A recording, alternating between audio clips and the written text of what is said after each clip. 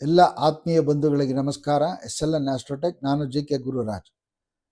ಸೂರ್ಯ ಮತ್ತು ಬುಧ ಇದೆರಡೂ ಗ್ರಹಗಳು ಒಟ್ಟಿಗೆ ಸೇರಿದಾಗ ಒಂದು ರಾಜಯೋಗ ಫಾರ್ಮ್ ಆಗುತ್ತೆ. ಅದು ಯಾವುದು ರಾಜಯೋಗ? ಬುಧ ಆದಿತ್ಯ ರಾಜಯೋಗ ಅಂತ ಕರೀತಾರೆ.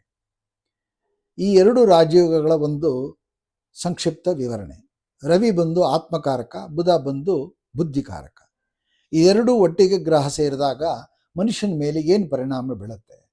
ಬನ್ನಿ ತಿಳಿಯೋಣ. ಏನು ಪರಿಣಾಮ? ರವಿ ಬಂದು ಆತ್ಮಕ್ಕೆ ಮತ್ತು ಆತ್ಮವಿಶ್ವಾಸಕ್ಕೆ ಕಾರಣ. ತಂದೆಯ ಸ್ಥಾನದಲ್ಲಿದ್ದು ಹೇಗೆ ಮನೆಯ ಜವಾಬ್ದಾರಿಯನ್ನು ತಗೊಳ್ಳುವಂತಹ ಒಂದು ಆತ್ಮವಿಶ್ವಾಸ ಬರುತ್ತೋ ಹಾಗೆ ತನ್ನ ಬದುಕಿನಲ್ಲಿ ತಾನು ಆತ್ಮವಿಶ್ವಾಸದಿಂದ ನಡೆಯುವಂತಹ ಒಂದು ಗುಣಲಕ್ಷಣಗಳು ಇವನಲ್ಲಿ ಬರುತ್ತೆ, ಅಂದರೆ ಫಲಗಳು ಉಂಟಾಗುತ್ತೆ. ಬುಧ ಬಂದು ಇದಕ್ಕೆ ಸಹಾಯ ಮಾಡ್ತಾನೆ, ರವಿಯ ಜೊತೆಗೆ ಸಹಾಯ ಮಾಡ್ತಾನೆ. ಏನು ಅಂದರೆ ಬುಧ ಬಂದು ಬುದ್ಧಿಗೆ ಕಾರಕ, ಬುದ್ಧಿ ತತ್ವವನ್ನು ತಿಳಿಯುವಂಥವನು, ಸರಿಯಾದ ತತ್ವವನ್ನು ತಿಳಿಯುವಂತಹ ವ್ಯಕ್ತಿ. ಅಂದರೆ ಸರಿಯಾದ ವಿಚಾರ ಮಾಡ್ತಾರೆ, ಸರಿಯಾದ ವಿಚಾರದಿಂದ ನಡಿಗೆಗಳನ್ನು ಮಾಡಿ ಆ ವ್ಯವಹಾರಗಳನ್ನು ಸಂಪೂರ್ಣವಾಗಿ ಮುಗಿಸುವಂತಹ ಒಂದು ಶಕ್ತಿ ಈ ಗ್ರಹಕ್ಕಿರೋದ್ರಿಂದ ಬುಧ ಆದಿತ್ಯ ರಾಜಯೋಗ ಅಂತ ಒಂದು ಫಾರ್ಮ್ ಆಗುತ್ತೆ. ಆ ರೀತಿಯಾದಂಥ ಈ ಬುಧ ಆದಿತ್ಯ ರಾಜಯೋಗ ಯಾವ ಯಾವ ರಾಶಿಗಳಿಗೆ ಇದು ಪರಿಣಾಮ ಬೀಳುತ್ತೆ, ಇದರಿಂದ ಯಾವ ಗ್ರಹಗಳಿಂದ ಈ ಯಾವ್ಯಾವ ರಾಶಿಗೆ ಅನುಕೂಲ ಅನಾನುಕೂಲ ಆಗುತ್ತೆ ಅನ್ನೋದನ್ನು ನಾವಿಲ್ಲಿ ತಿಳಿಯೋಣ. ಬನ್ನಿ ಮೊಟ್ಟ ಮೊದಲಿಗೆ ಮೇಷರಾಶಿಯ ಬಗ್ಗೆ ಹೇಳೋಣ.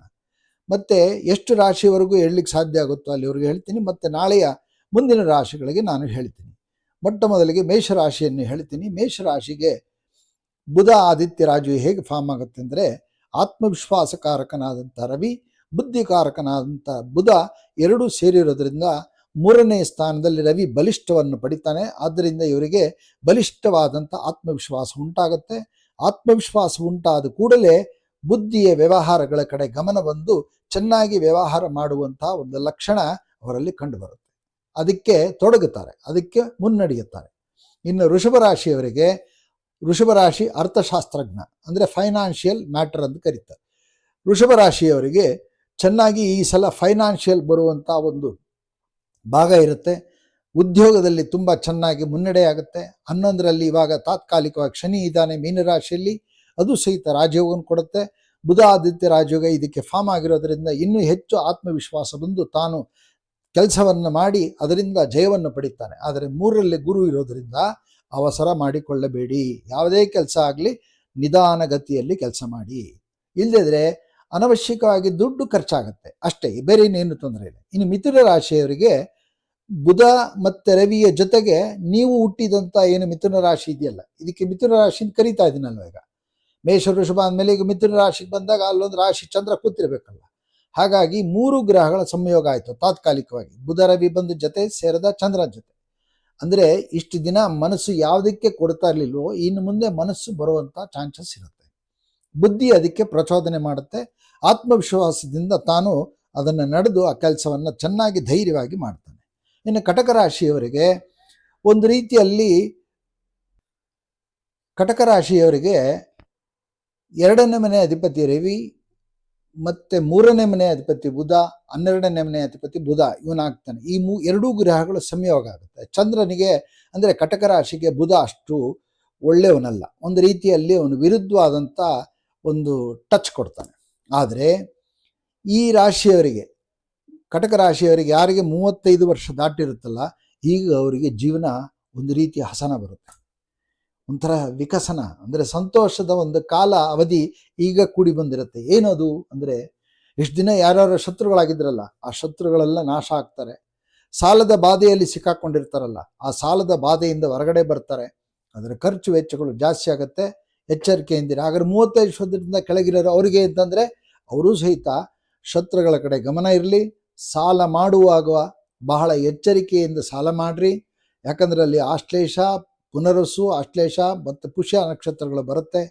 ಹಾಗಾಗಿ ಆ ನಕ್ಷತ್ರಗಳಲ್ಲಿ ಯಾವ್ಯಾವ ನಕ್ಷತ್ರದಲ್ಲಿ ಇರ್ತೀರ ಆ ನಕ್ಷತ್ರದ ಮುಗಿದ ನಂತರ ಬರುವಂಥ ದಶಾಕಾಲಗಳು ಸಂಧಿಕಾಲವಾಗಿದ್ದರೆ, ಸಂಧಿಕಾಲ ಬರೋಕ್ಕೆ ಸಾಧ್ಯ ಇಲ್ಲ. ಯಾಕಂದರೆ ಪುನರಸು ನಕ್ಷತ್ರ ಅಂದರೆ ಸಾಮಾನ್ಯವಾಗಿ ಪುನರಸು ನಕ್ಷತ್ರಕ್ಕೆ ರಾಹು ಮತ್ತು ಗುರುವಿನ ಸಂಧಿಕಾಲ ಬಂದಿದ್ದರೆ ನಿಮ್ಮ ಜಾತಕಗಳಲ್ಲಿ ನೋಡ್ಕೊಳ್ರಿ. ಸಂಧಿಕಾಲ ಇದ್ದರೆ ಶಾಂತಿ ಮಾಡ್ಕೊಳ್ಳಿ. ಇನ್ನು ಆಶ್ಲೇಷ ಮತ್ತು ಪುಷ್ಯ ನಕ್ಷತ್ರಗಳಿಗೆ ಸಂಧಿಕಾಲ ಬರೋಲ್ಲ, ಅದರಿಂದ ಅವಶ್ಯಕತೆ ಇಲ್ಲ. ಆದರೆ ಸಾಲಗಳನ್ನು ಮಾಡಬೇಡಿ, ಮತ್ತು ಖರ್ಚು ವೆಚ್ಚಗಳ ಕಡೆ ಗಮನ ಇರಲಿ ಅಂತ ಹೇಳ್ತಾ ಮುಂದಿನ ರಾಶಿ ಸಿಂಹರಾಶಿ. ಸಿಂಹರಾಶಿ ಏನಪ್ಪ, ಬಹಳ ದೊಡ್ಡ ರಾಜಯೋಗ. ರಾಶಿ ಅಧಿಪತಿ ರವಿ 11ರಲ್ಲಿದ್ದಾನೆ. ಮೊದಲೇ ರವಿಗೆ 11ನೇ ಸ್ಥಾನ ಸಿಕ್ಕಿದ್ರೆ ಮಹಾರಾಜಯೋಗ, ದೊಡ್ಡ ರಾಜಯೋಗ ಅದು. ಅದರಲ್ಲೂ 11ನೇ ಮನೆ ಅಧಿಪತಿಯಲ್ಲಿ ಕೂತಿದ್ದಾನೆ ಬುಧ. 11ನೇ ಮನೆ ಅಧಿಪತಿ, ಮಿಥುನ ರಾಶಿ, ಸಿಂಹರಾಶಿಗೆ 11ನೇ ಸ್ಥಾನ. ಅಲ್ಲಿ ಬುಧ ರವಿಯ ಜೊತೆ ಕೂಡಿದ್ದಾನೆ, ರಾಶಿ ಅಧಿಪತಿ ಜೊತೆ. ಅವರಿಬ್ಬರು ಮಿತ್ರರು. ಹಾಗಾಗಿ ಅವರಿಬ್ಬರು ಅಲ್ಲಿ ಕೂತಿರೋದ್ರಿಂದ ತಾನು ಏನು ಕೆಲಸ ಮಾಡ್ತಾನೋ ಅದೆಲ್ಲ ಲಾಭ ಆಗ್ತಿರುತ್ತೆ. ತನ್ನ ಗಮನ ಎಲ್ಲ ಲಾಭದ ಕಡೆ ಗಮನ ಇರುತ್ತೆ. ತನ್ನೆಲ್ಲ ಆತ್ಮವಿಶ್ವಾಸದಿಂದ ಕೆಲಸ ಮಾಡಿ ಅದನ್ನು ಕಾರ್ಯಸಿದ್ಧಿಯನ್ನು ಮಾಡಿಕೊಳ್ಳುವಂಥ ಒಂದು ತಾಕತ್ತಲ್ಲಿರುತ್ತೆ. ಮತ್ತು 10ರಲ್ಲಿ ಶನಿ ಇದ್ದಾನೆ, ಕ್ಷಮಿಸಿ, ಸಿಂಹರಾಶಿಗೆ 8ಮ ಶನಿ ಇದ್ದಾನೆ. ಅದೊಂದು ಕಡೆ ಗಮನ ಎಚ್ಚರಿಕೆಯಿಂದ ಇರಲಿ. 8ಮ ಸ್ಥಾನದಲ್ಲಿ ಶನಿ ಇದ್ದಾನೆ. 8ಮ ಶನಿ ಆಗಿರೋದ್ರಿಂದ ಕೆಲವೊಂದು ವಿಚಾರದಲ್ಲಿ ಲಾಭ ಮತ್ತು ಆತ್ಮವಿಶ್ವಾಸ ಎಲ್ಲವೂ ಮುನ್ನುಗ್ಗಿ ಹೋಗ್ತಾ ಇದ್ರೂ ಇದೇ ತುಂಬ ಚೆನ್ನಾಗಿ ನಡೆಯುತ್ತೆ ಅನ್ನೋ ಗಮನ ಬೇಡ. ಅದರ ಜೊತೆಗೆ ಒಂದು ಎಚ್ಚರಿಕೆಯ ಒಂದು ಗಂಟೆಯು ಬಾರಿಸ್ತಾ ಇದೆ. 8ಮ ಶನಿ ತತ್ಕ್ಷಣದಲ್ಲಿ ಹಲವಾರು ರೀತಿಯಲ್ಲಿ ಖರ್ಚು ವೆಚ್ಚಗಳು, ತಮಗರಿವಿಲ್ಲದೆ ಆಗುವಂಥ ಖರ್ಚು ವೆಚ್ಚಗಳು ಬರುವಂಥ ಅವಕಾಶಗಳಿರುತ್ತೆ. ಅದರಿಂದ ಎಚ್ಚರಿಕೆಯನ್ನು ವಹಿಸಿ. ಮತ್ತು ಗುರುನು 12ರಲ್ಲಿದ್ದಾನೆ. ಅದು 8ಮಾಧಿಪತಿ ಗುರು 12ರಲ್ಲಿರೋದ್ರಿಂದ ಏನು ಖರ್ಚು ವೆಚ್ಚ ಆಗಿರುತ್ತಲ್ಲ ಅದು ಮತ್ತೆ ರೀಪ್ಲೇಸ್ಮೆಂಟ್ ಆಗುತ್ತೆ, ಮತ್ತೆ ಅದು ಇನ್ನೊಂದು ರೀತಿಯಲ್ಲಿ ನಿಮಗೆ ತಂದು ಕೊಡುತ್ತೆ. ಹಾಗಾಗಿ ಸಿಂಹರಾಶಿಗೆ ಒಳ್ಳೆ ರಾಜಯೋಗ. ಇನ್ನು ಕನ್ಯಾ ರಾಶಿಗೆ 11ರಲ್ಲಿ ಗುರು ಇದ್ದಾನೆ. 4 ಮತ್ತು 7ನೇ ಮನೆ ಅಧಿಪತಿ ಆದವನು 11ರಲ್ಲಿ ಗುರು ಇರೋದ್ರಿಂದ ಒಳ್ಳೆಯ ಗೃಹ ಅಂದರೆ ಗೃಹದಲ್ಲಿ ಒಂದು ಸೌಂದರ್ಯವಾದಂಥ ವಾತಾವರಣ ಇಡುವಂಥ ಒಂದು ಕಾಲ.